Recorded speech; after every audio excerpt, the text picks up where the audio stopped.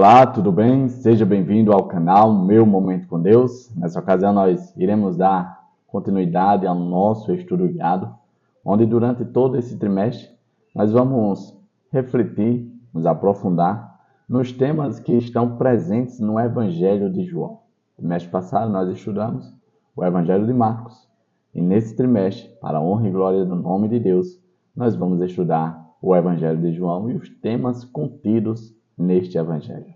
Estamos na primeira semana apenas, começando agora.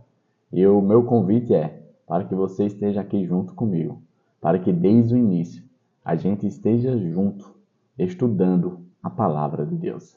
Bom, você deve ter percebido, a minha voz ainda não está muito legal, mas mesmo assim nós vamos ter o nosso estudo.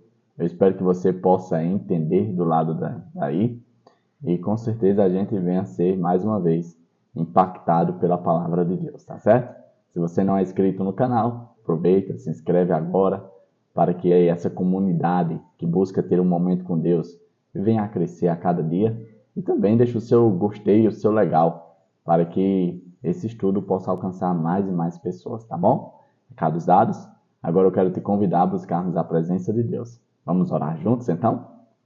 Senhor Deus, estás nos céus, muito obrigado, Pai, pela oportunidade de estudar Tua Palavra mais uma vez, a oportunidade de estar junto de Ti.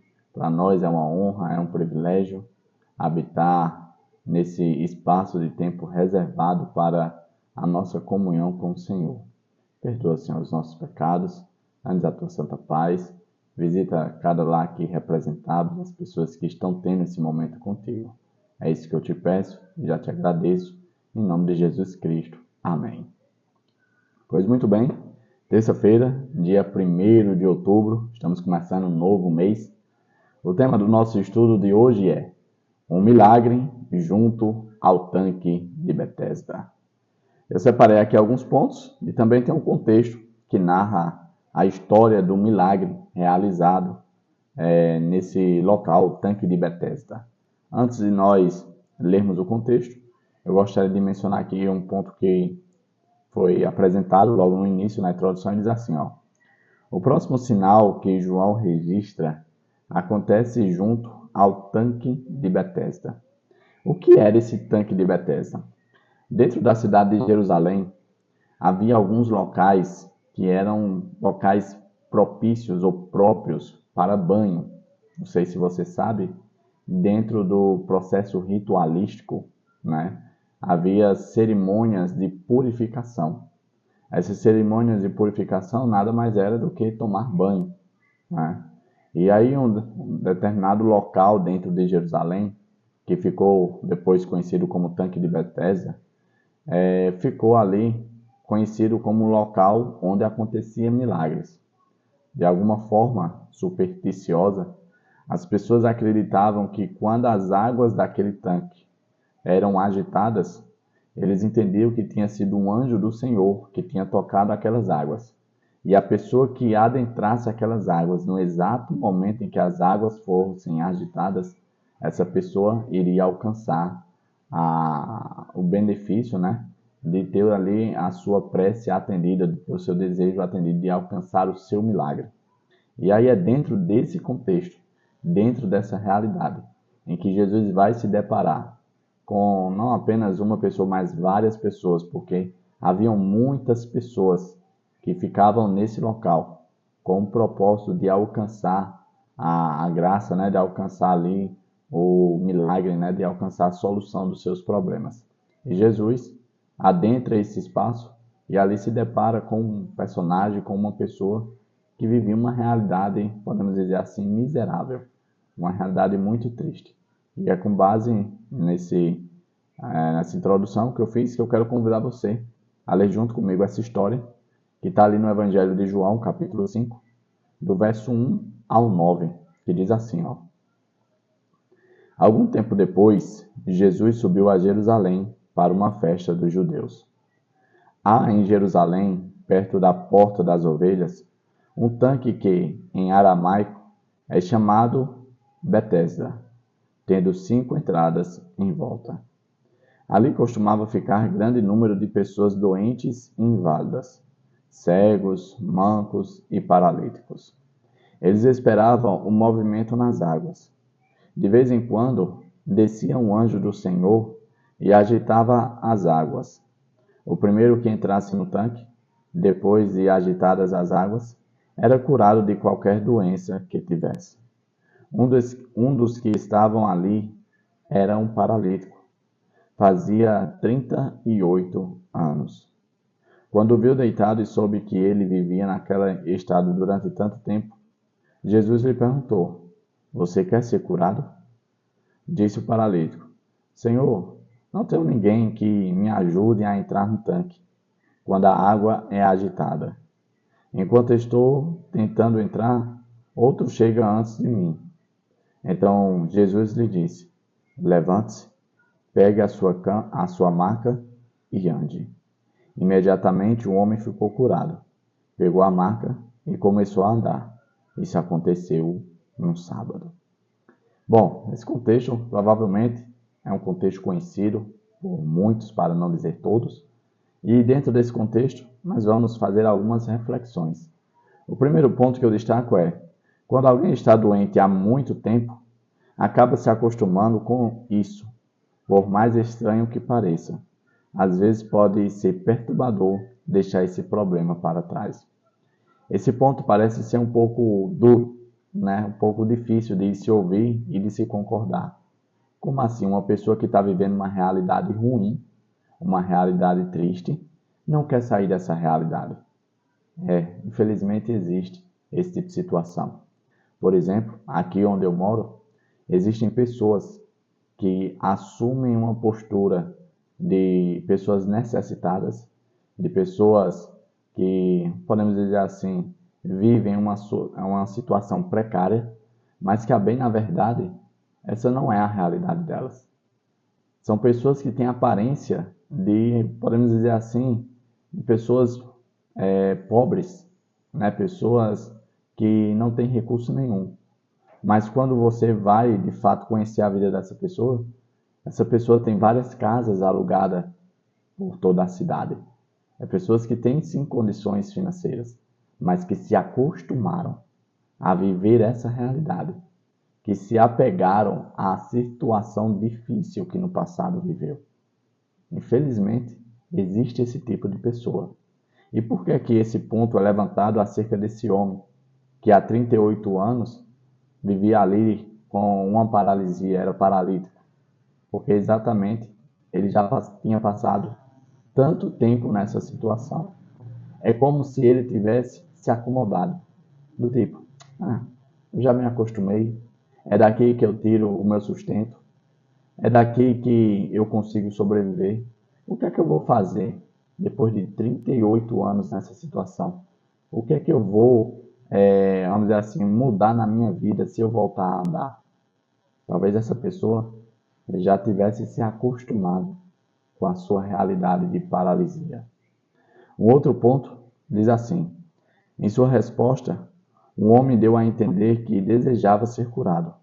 O problema é que estava procurando a cura no lugar errado. E vou muito além que isso. Veja que quando Jesus perguntou se você quer ser curado, a resposta dele não foi de imediato, de prontidão: sim, eu quero ser curado. Mas sim, ele começou a argumentar, de certo modo, dar desculpas porque ainda não tinha alcançado a cura. Olha, eu já tentei de várias formas ser curado, eu já me esforcei, quando eu estava prestes a chegar, outra pessoa passava na minha frente e entrava primeiro que eu. E veja que a pessoa ainda não tinha caído em si, ou seja, não tinha percebido que Jesus não estava perguntando porque ele ainda não estava curado. Jesus estava perguntando: você quer ser curado? A resposta dele deveria ser simplesmente: sim, Senhor, eu quero ser curado. E isso me faz refletir nesse aspecto, do tipo: será que nós não temos buscado a solução dos nossos problemas nos lugares errados? Às vezes a gente, tentando resolver alguma questão, situação, está buscando no caminho errado, no lugar errado. Veja que a solução desse homem se encontrava diante dele. Jesus podia resolver o problema dele, mas ele ainda estava focado o quê? No tanque. Na cabeça dele, a solução só poderia vir do tanque. Infelizmente, essa triste realidade acontece muitas vezes comigo e com você. Às vezes, achamos que a solução dos nossos problemas financeiros, por exemplo, é se eu trabalhar mais, me dedicar mais, e se preciso for sacrificar até mesmo algum mandamento, né? Deixar de lado os preceitos do Senhor para poder resolver o problema financeiro. Às vezes nós achamos que para resolver o nosso problema conjugal, a gente precisa buscar em outros lugares. Terapia, quem sabe. Eu não estou querendo dizer que esses lugares não sejam lugares interessantes de se buscar ajuda. Mas o que eu estou querendo dizer é, existe um lugar que eu e você devemos buscar primeiramente, que é na presença de Deus. É no altar do Senhor que nós devemos buscar a solução dos nossos problemas. Claro, o Senhor deixou ferramentas, homens abençoados com intelecto providos de solução, e que sim, estão à nossa disposição para nos ajudar. Mas uma coisa não exclui a outra. Ou seja, não é porque eu estou com uma doença que eu não devo buscar um médico. Sim, eu devo buscar um médico, sim. Mas também eu não devo buscar apenas um médico, mas sim também um médico dos médicos, o nosso Senhor Jesus Cristo. Um outro ponto que eu destaquei diz assim, ó, Jesus não pediu àquele homem sofredor que tivesse fé nele. Em nenhum momento Jesus faz isso. Jesus simplesmente perguntou, você quer ser curado? É esse o seu desejo? É essa a sua vontade? E aí continua. Colocando-se rapidamente de pé, sentiu-se capaz de realizar todas as suas atividades. Veja que o homem não foi questionado sobre o aspecto se ele tinha ou não fé em Jesus. Mas a partir do momento em que Jesus dá a ordem, levanta e anda, e pega a tua maca e vai para casa, aquele homem não duvidou. Em outras palavras, por mais que ele não tenha sido questionado acerca se de fato ele tinha fé ou não em Jesus, na palavra de Jesus, a partir do momento que foi promulgada a ordem a ele, o pedido de ação, levante, aquele homem prontamente obedeceu. Isso me leva a refletir no seguinte aspecto. Será que hoje eu, Davi, você que está aí, também estamos prontos para obedecer ao mandar do Senhor?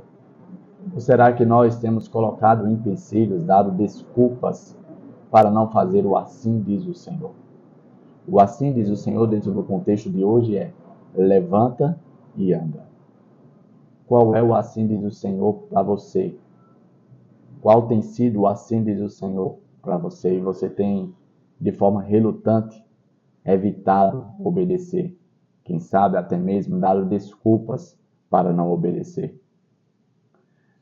O outro ponto que eu destaquei, e é o último ponto, diz assim: Jesus não dera nenhuma certeza de auxílio divino a ele. O homem podia ter duvidado, perdendo a única oportunidade de cura. Contudo, acreditou na palavra de Cristo e, agindo de acordo com ela, recebeu força. É exatamente isso que o estudo quer mostrar para mim e para você hoje. Olha, você não precisa entender como será o depois. A única coisa que você é convidado a fazer hoje é: você vai ter fé em mim? Você vai acreditar em mim? Em outras palavras, o que o estudo quer dizer é: você vai aceitar depender de mim? Se eu e você respondermos não, talvez a gente possa perder a maior chance e oportunidade das nossas vidas, seja para a cura, seja para a solução do problema que for. Mas se eu e você respondermos sim, eu vou acreditar, eu vou obedecer, não apenas estaremos solucionando nossos problemas, mas também estaremos descrevendo, destacando, anunciando que também dependemos de Deus. Eu entendo que essa decisão não é fácil, mas é uma decisão diária e constante. Não é uma decisão única para o resto da vida, de tipo, olha, eu agora dependo de Deus e ponto final. Não. A todo momento, você vai precisar declarar com ações, verbalizando, em pensamento. Eu dependo de Deus. E eu sou bastante sincero a você. Não é fácil, mas não é impossível. Chegamos ao fim de mais um estudo guiado. Hoje falando sobre o terceiro sinal apresentado no Evangelho de João, que foi exatamente o milagre que aconteceu ali no tanque de Betesda. O homem que era paralisado há 38 anos voltou a andar, porque a despeito do que ele estava acostumado a viver, a despeito da sua situação, ele se posicionou e creditou e confiou na palavra do Senhor. E por conta disso, viveu experiências maravilhosas. Papai do céu te abençoe, te proteja de todo mal e que eu te traga aqui novamente amanhã para mais uma vez nós termos o nosso estudo guiado, tá bom? É isso, até a próxima e tchau, tchau.